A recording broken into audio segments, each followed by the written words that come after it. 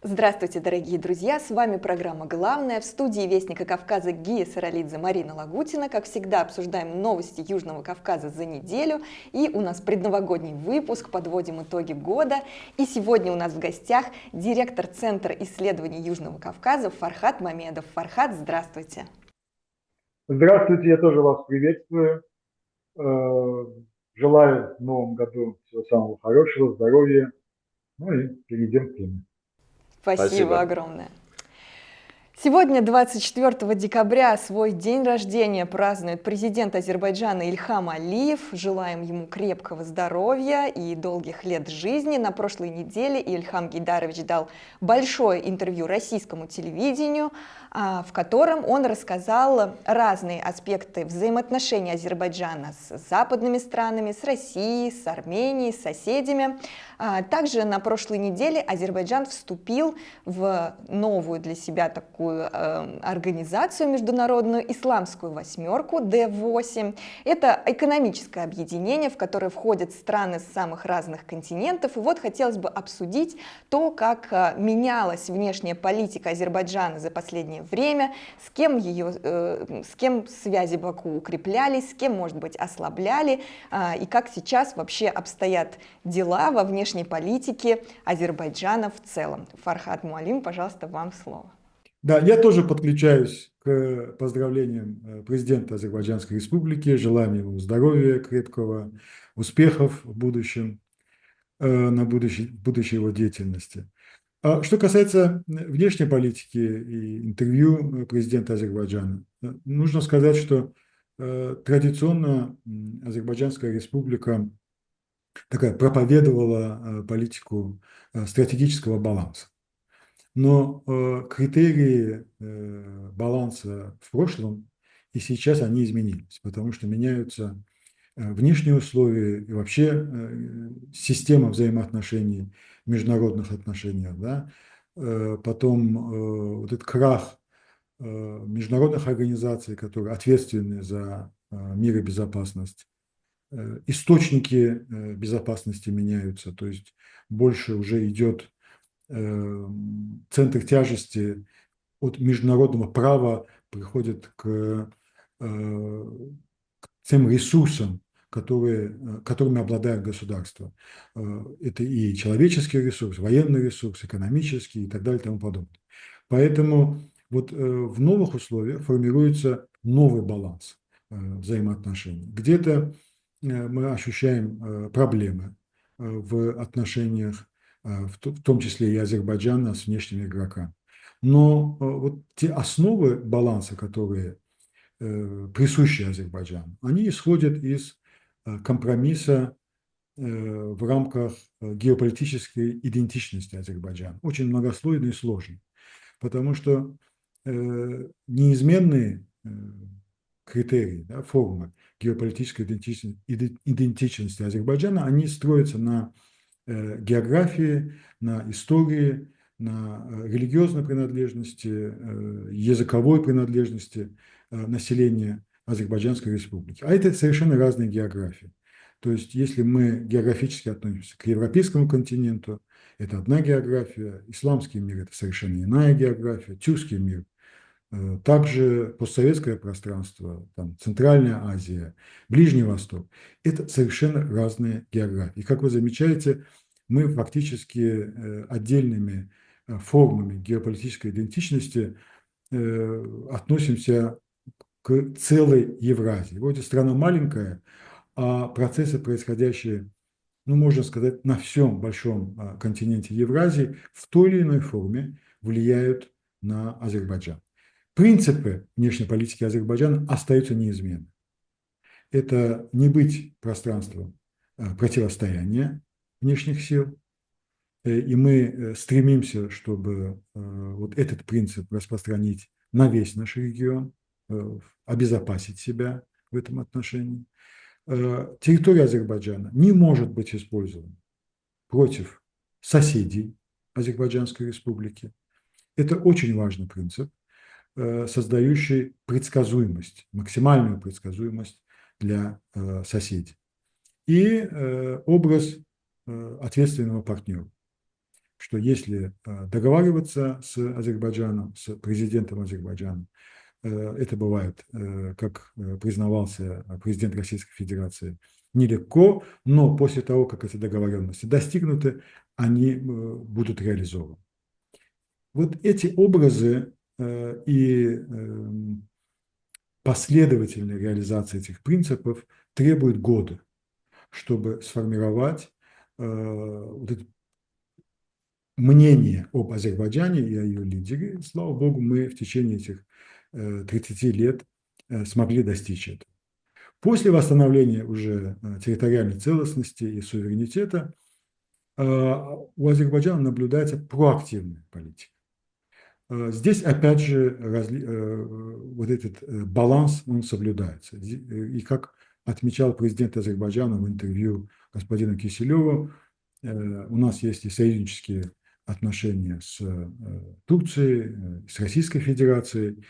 Наряду с этим подписан вот такой секторальный документ с Европейским Союзом об энергетическом взаимодействии.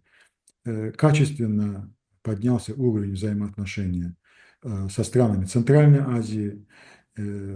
Совет тюркских государств преобразился в организацию тюркских государств. Это как бы качественно высокая ступень развития интеграционного проекта. Ну и в исламской среде Азербайджан вот недавно стал полноправным членом формата D8, да, в Египте. Это показатель того, что вне зависимости от того, как происходят процессы, Азербайджан сохраняет этот баланс. Потому что мы должны быть активны во всех географиях, в которых мы присутствуем. И вот эта последовательность шагов за последние несколько лет, и особенно в этом году, создает вот ту основу нового баланса, который Азербайджан будет придерживаться в ближайшей перспективе. Спасибо, Фархат. Ги. Ну вот такой, мне кажется, пример даже можно брать другим странам с Азербайджаном, как ему удается развивать отношения, вот как Фархат сказал, с самых разных географий, вот как вам кажется? Да, здесь есть чему поучиться. Другое дело, что, соглашаясь практически во всем с уважаемым Фархадом, я скажу, и во всех этих географиях есть свои проблемы. То есть, да, есть естественные вызовы, которые требуют их решения. Поэтому проактивная позиция, о которой тоже Фархад говорил, она, с одной стороны, действительно такая активная, она помогает стране бороться за свои интересы и так далее, но вызывает при этом реакцию других стран. Как раз мы видим, ведь как раз проактивная такая позиция Азербайджана по многим вопросам, она привела к такому, ну я не скажу, что охлаждению, но в общем к определенным проблемам с Западом. Да, это и американцы, особенно французы, да, Франция. Вот. И здесь, наверное, можно провести параллель между Азербайджаном и Грузией, которые тоже, стараясь, да, отстоять свою независимость, свою суверенность, да, в вопросах особенно внутреннего строительства, столкнулась примерно с тем же самым. Ну, по другим поводам. Но как бы природа вот этих проблем, которые возникают, они не смертельные, я уверен, они решаемые. Мы по Грузии видим, что несмотря на очень серьезное давление, пока власти, которая оказалась очень консолидированной, ее не удалось расколоть, они сохраняют способность стабилизировать ситуацию. Ну, посмотрим, как будет развиваться событие, но вот это точно роднит Азербайджан с Грузией при всей разности положения сейчас этих стран. Я и вот на что бы еще обратил внимание, что Азербайджан очень удачно смог выстраивать отношения с очень разными странами региональными именно. Да, мы видим прекрасные отношения Азербайджана с Грузией, да, и мы видим очень хорошие отношения Азербайджана с Россией. Да, и вот это очень теплое поздравление сегодня президента России с днем рождения азербайджанского лидера, это еще раз подчеркивает. Это неформальное, да, просто отписка, да, просто дежурное поздравление. Там вот это, оно сделано очень человеческим языком и явно Владимир Путин его, да, где-то сам приложил свою руку к этому поздравлению. Отношения Азербайджана с Турцией вообще говорить, да, там. И даже очень непросто складывающиеся отношения с Ираном, ну, по большому счету, за последнее время они все-таки стабилизировались. И если посмотреть вот по регионам разным, да, мира, мало есть государств, которым удается так удачно и так здорово выстраивать отношения с региональными странами, становясь даже больше площадкой для переговоров тем, кому там трудно договориться.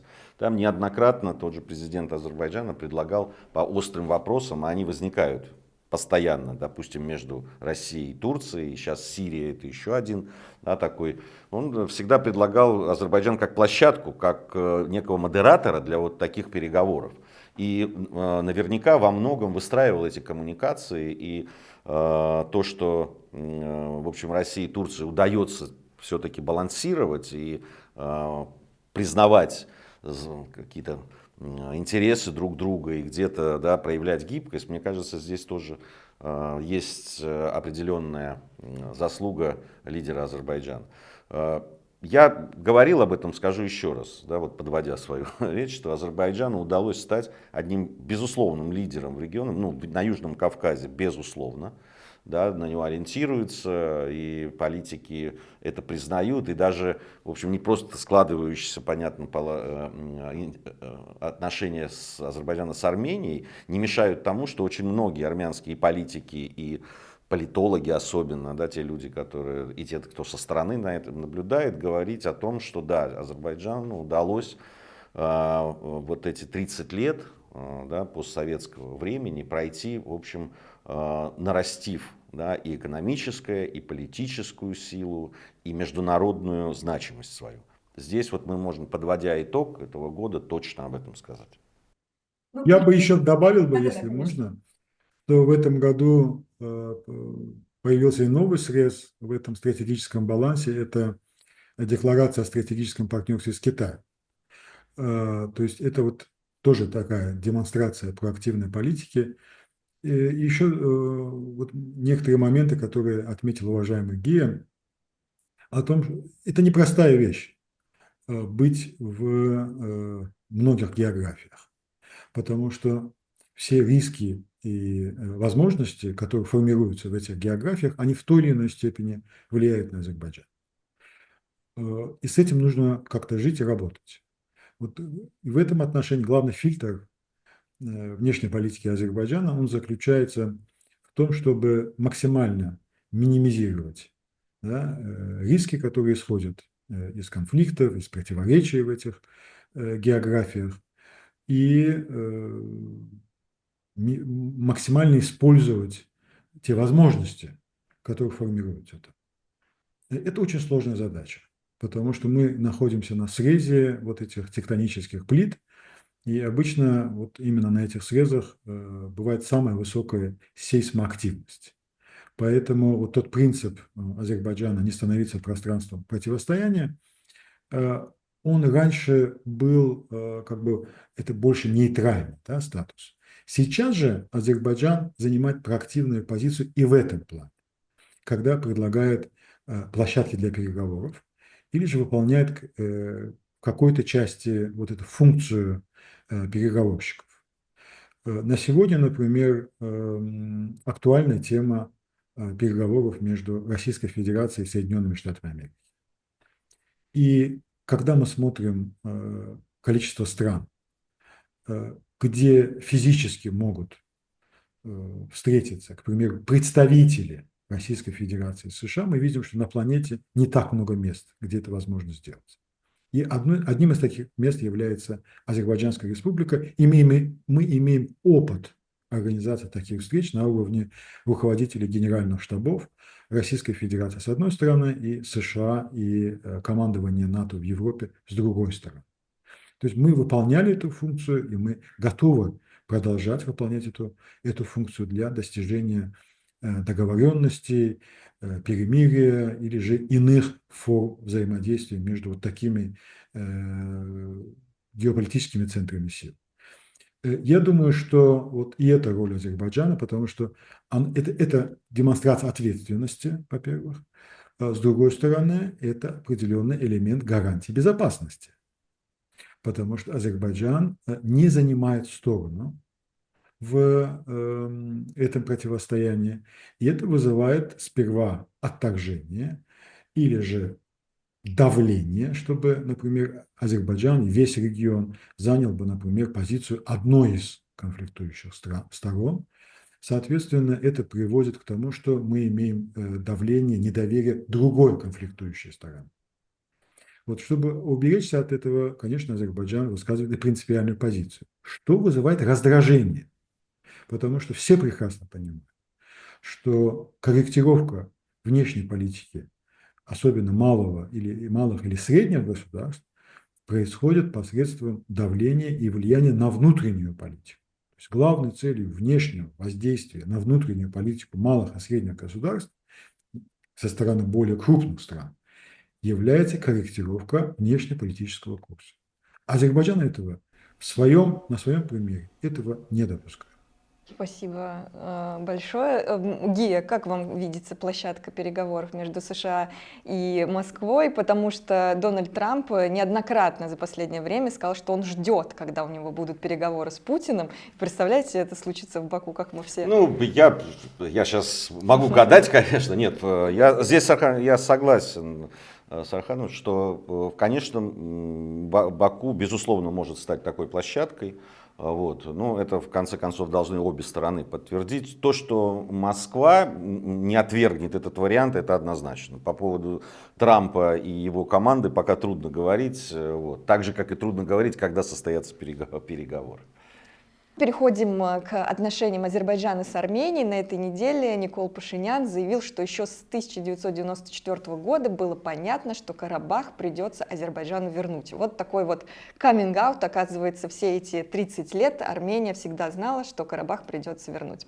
Как сейчас обстоят дела с мирными переговорами? В начале декабря, как мы все знаем, был согласован еще один пункт мирного договора. Теперь 15 из 17 пунктов согласованы, и осталось согласовать два пункта. Первый о претензиях друг к другу в международных судах, и второй о размещении третьих лиц на границах. Фархат, расскажите нам, как обстоят дела, чего нам ждать в следующем году. Этот год ознаменовался укреплением условий де-факто мира между Азербайджаном и Арменией. Только один инцидент в феврале и в марте, был небольшой инцидент, в результате которого погибли несколько человек. А так можно сказать, что все тихо, спокойно. Ни одна из сторон не отмечает, что на территории другой стороны происходит какое-то скопление войск и так далее, то есть какой-либо подготовки к активным боевым действиям проводится. Вот этого всего нет. Есть какие-то спорадические там, перестрелки и так далее, но, опять же, не перерастающие в крупные эскалации. И я думаю, что это нужно ценить. Наряду с этим за этот год мы продвинулись по теме определения границы. Комиссия, которая была сформирована в межправительственном формате, продолжает свою деятельность. Не так ускоренно, но мы имеем уже там 12,5 километров делимитированные и демаркированные границы. Наряду с этим завершена юридическая процедура по регламенту, как в Азербайджане, так и в Армении. Правда, в Армении это прошло в более усложненном варианте, и даже Конституционный суд высказался по теме этого документа. Мы имеем три формата, вернее, взаимодействия. Это встреча на уровне лидеров, последняя из которых была в Казани. Это встреча на уровне министра иностранных дел, который обсуждает текст мирного договора, и межправкомиссию по определению границы во главе с вице-премьером. В принципе, все три формата рабочие, они действуют, и переговоры продолжаются. По контентной части переговоров мы имеем два пункта, о которых вы отметили. В принципе, президент Азербайджана в интервью господину Киселеву высказал позицию Азербайджана, а премьер-министр на следующий день в интервью Armen Press высказал позицию Армении. Вот на сегодня можно сказать, что так идут переговоры. И мы узнаем фактически ничего тайного в переговорном процессе не осталось. То, что сделал премьер-министр Армении, это больше похоже на то, что он готовится к очередному формированию своей позиции. Может быть, это касается и Минской группы ОБСЕ, потому что ее распуск – это институциональное подтверждение того, что конфликт урегулирован между Азербайджаном и Арменией, и это лишний раз показывает, что Армения не имеет территориальных претензий к Азербайджану. Потому что мы здесь видим, это не только участие Армении, но и участие внешних сил в этом процессе. Азербайджан старается аннулировать это внешнее участие. И, в принципе, все эти два пункта, значит, мирного договора, о которых идет речь, и два условия, которые Азербайджан выдвигает по Минской группе и по Конституции, это именно об этом. И они взаимосвязаны друг с другом. То есть представьте себе, что да, Пашинян говорит, что мы как бы берем на себя обязательство, что после подписания мирного договора армянская сторона выступит за распуск Минской группы ОБСЕ. Но это же решается вопрос на уровне голосования в рамках ОБСЕ. А там консенсус. То есть если Армения выступит за распуск, а, например, Франция выступит против, тема остается в подвешенном состоянии. Азербайджан этого не желает. Поэтому логично распустить Минскую группу ОБСЕ до подписания мирного договора. То же самое касается международных судебных инстанций. За последний год-полтора мы увидели, что эти судебные инстанции, они ангажированы, с одной стороны, и не представляют истину в последней инстанции. Они потеряли этот статус, они потеряли вот это доверие международного сообщества к ним. Примеры по Израилю, в принципе, достаточно, чтобы посмотреть, с одной стороны, Соединенные Штаты Америки руководствуются, значит, решениями Международного уголовного суда того же, а с другой стороны, они грозят санкциями в отношении прокуроров и судей. Муса за то, что они собираются там арестовать премьер-министра и министра обороны Израиля. Вот такая двоякая позиция, она, в принципе, привела к девальвированию этих самых институтов, да, которые были. Ну и третьи силы на границе. Если мы договариваемся с Арменией, и у нас есть результаты по делимитации демаркации границ, и они достигнуты в двустороннем формате, и если за столом переговоров нет третьей стороны, их не должно быть и на земле. Вот эта логика Азербайджана, я думаю, что и в этом отношении армянская сторона может трансформировать свою позицию в отношении европейской миссии в Армении. Они считают ее частью своей системы безопасности, но они могут ее расквартировать и не на границе с Азербайджаном. То есть это возможно сделать. Это тема переговорная, и она урегулируемая в этом отношении, в этом контексте. Поэтому в этом году у нас есть определенные достижения. Да, не подписан мирный договор, но у нас есть де-факто мир. У нас продолжаются переговоры. И, в принципе, есть возможность того, что в следующем году углубиться по определенным темам взаимодействия друг с другом, прийти к каким-то решениям и развязкам. Спасибо, Фархад. Гия, ваши Ну, мысли? я помню, ровно год назад, как раз в конце декабря, мы говорили о том, и, по-моему, в том числе с уважаемым Фархадом встречались тогда, ну так, по телемосту, и говорили о том, что, ну, возможно, ну, не в этом, но уже в начале следующего года будут большие подвижки. На самом деле, я бы, понятно, что человеку свойственно, да, там, особенно накануне Нового года, все-таки желать всего хорошего и немножко верить в чудо. Если бы это произошло, конечно, это было бы безусловным там рождественским новогодним чудом, его не произошло, но если исходить из того, какая сейчас ситуация, в общем, надо признать, что это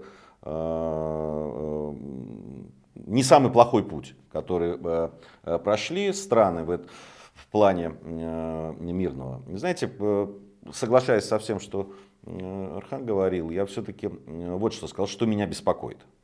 Да, при всей той ситуации, которая более-менее стабильна и действительно нет серьезных инцидентов, мне не нравится информационный фон, который существует.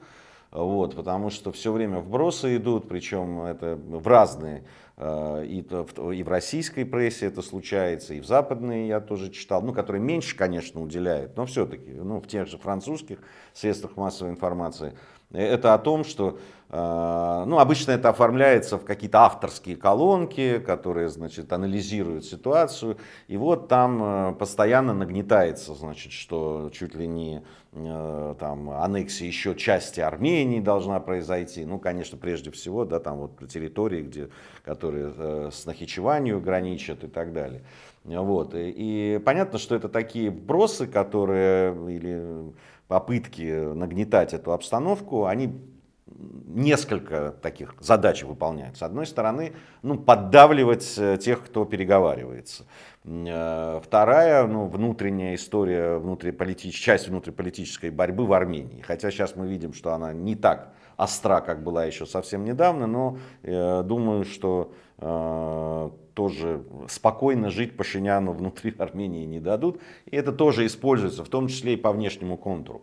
Вот. И вот если вот это учитывать, да, то остается как бы опасность, ну, такого информационного, что ли, да, давления, информационной войны в определенной степени. Не знаю, насколько она там отражается или не отражается на ходе переговоров. Думаю, определенное, конечно, давление есть, хотя не решающее. Вот, то в целом, да, я соглашусь, что процесс поступательный. Понятно, что после 30 лет вот такого, да, там, то военного, то такого перемирия, но вооруженного, да, и потом там Второй Карабахской войны и событий потом последующих, конечно, ждать, что вот прямо какое-то доверие между двумя странами и народами сразу же возникнет, но это было бы действительно немножко наивно. Вот, поэтому то, что происходит, на мой взгляд, мы можем оценить как позитивно. Ну и подводим итоги года для Южного Кавказа и смотрим в будущее, чего нам ожидать от следующего года в целом. Будет ли ситуация более напряженной или наоборот. Мы видим больше каких-то рациональных и менее деструктивных процессов. И вообще для мира, может быть, не только для Южного Кавказа, как будет складываться ситуация. И, может быть, главное событие этого года, по вашему мнению. Фархад, пожалуйста.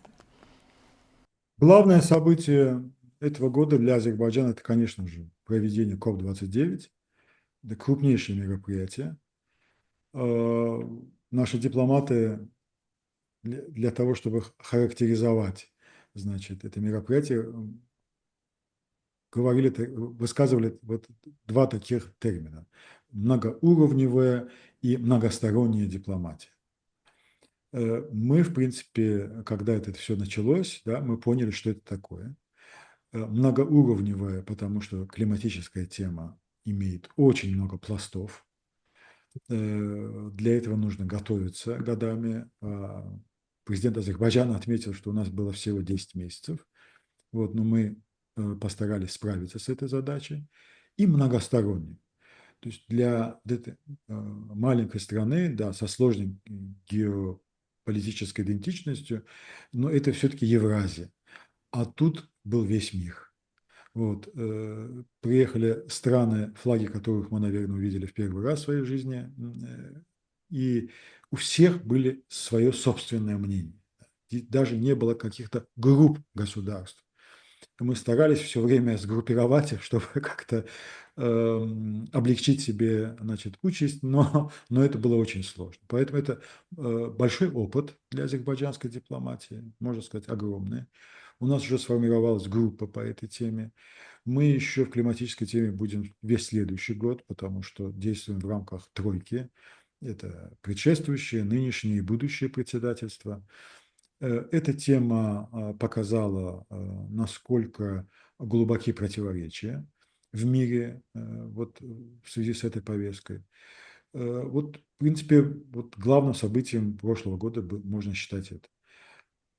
И с организационной частью Азербайджан справился, как говорят гости мероприятия на очень высоком уровне. Это тоже показатель того, что мы можем организационно принимать мероприятия любого масштаба.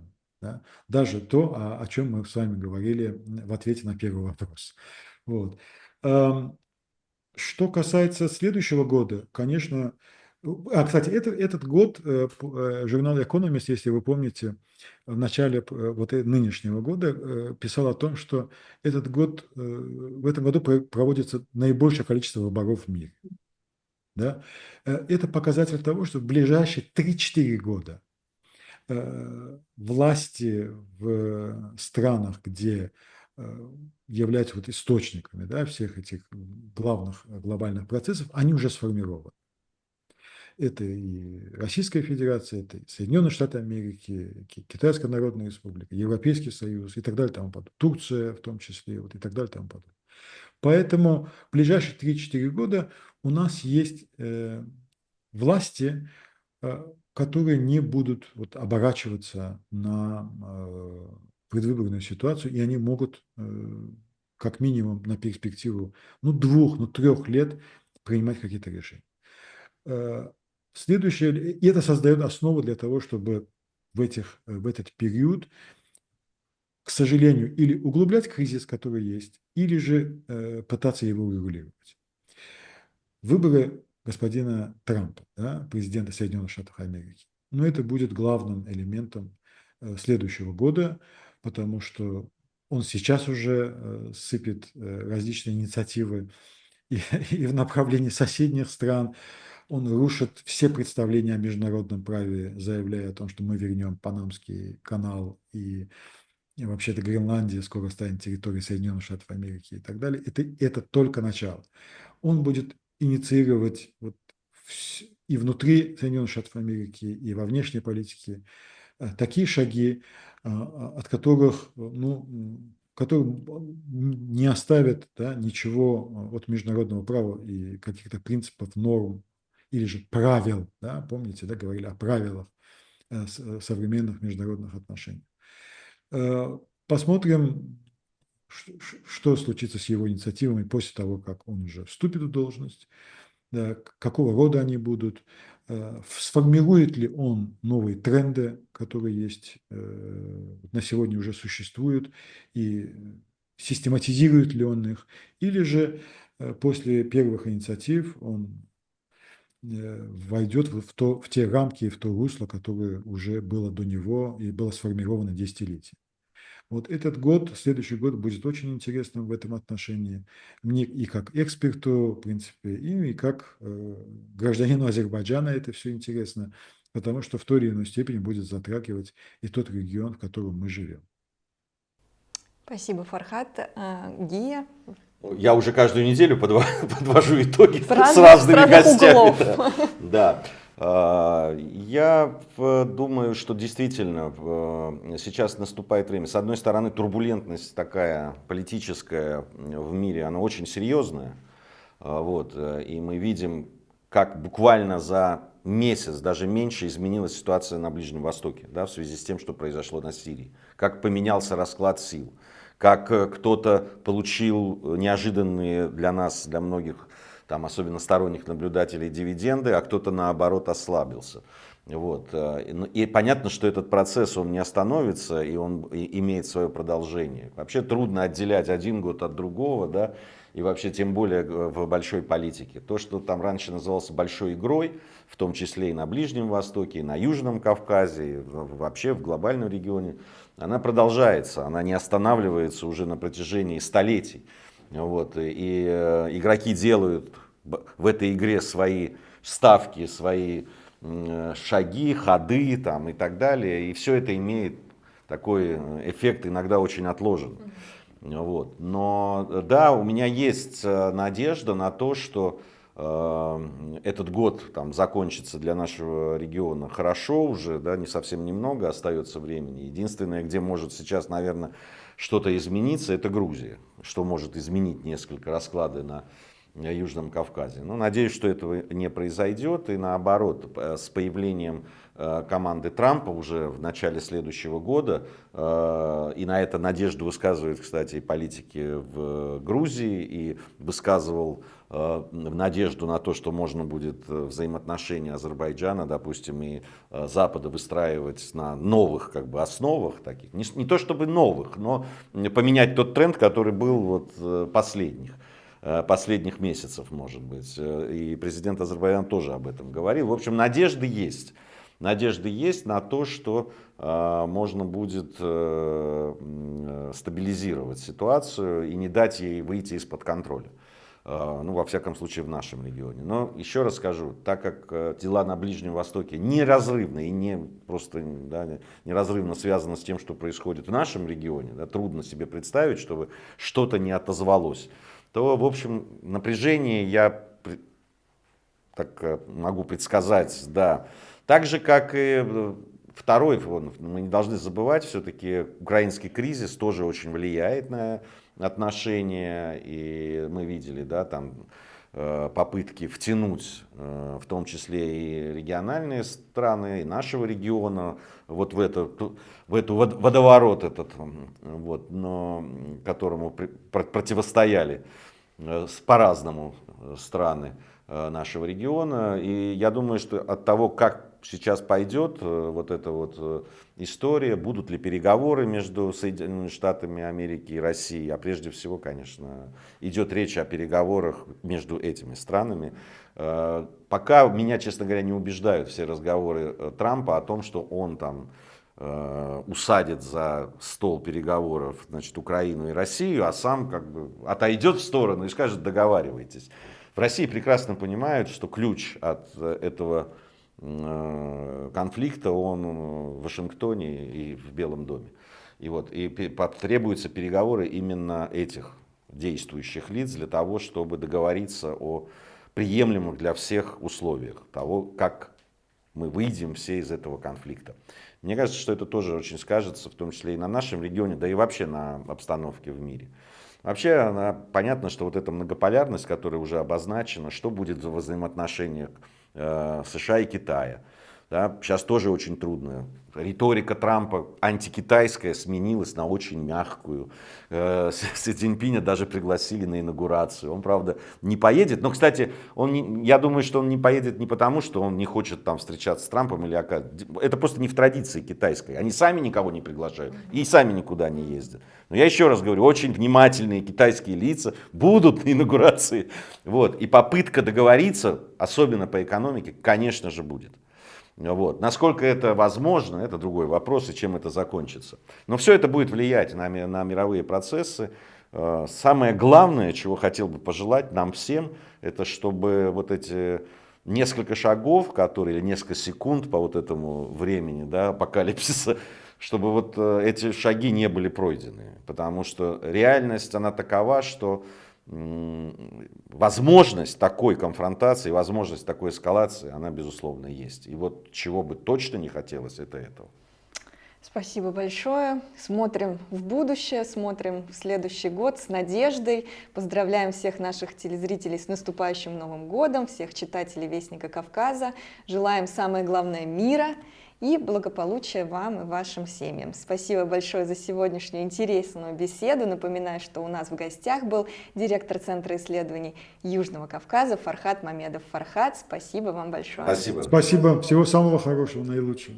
Взаимно.